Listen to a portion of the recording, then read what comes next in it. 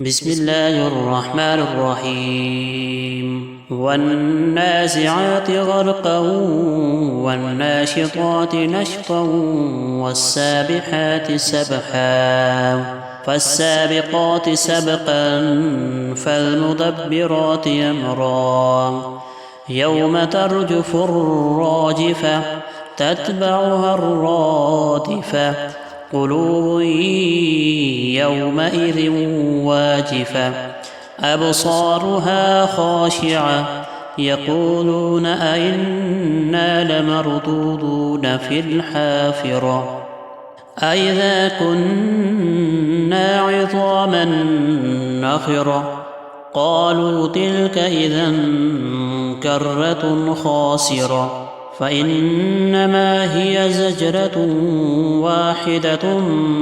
فإذا هم بالساهرة هل أتاك حديث موسى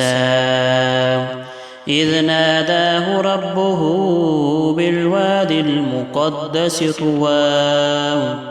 اذهب إلى فرعون إنه طغى فقل هل لك إلى أن تزكى وأهديك إلى ربك فتخشى فأراه الآية الكبرى فكذب وعصى ثم أدبر يسعى فحشر فنادى فقال أنا ربكم الأعلى فأخذه الله نكال الآخرة والأولى إن في ذلك لعبرة لمن يخشى أأنتم أشد خلقا أم السماء بناها رفع سمكها فسواها وأغطش ليلها وأخرج ضحاها والأرض بعد ذلك دحاها أخرج منها ماءها ومرعاها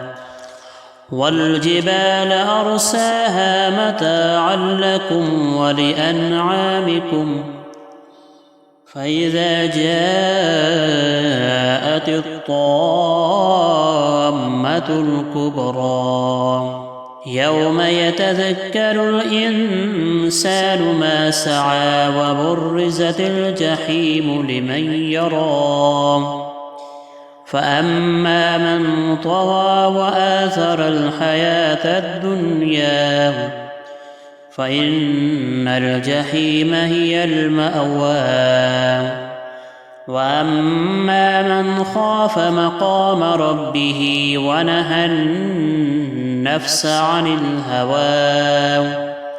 فإن الجنة هي المأوى يسألونك عن الساعة أيان مرساها فيم أنت من ذكراها إلى ربك منتهاها إنما أنت منذر من يخشاها كأنهم يوم يرونها لم يلبثوا إلا عشية أو ضحاها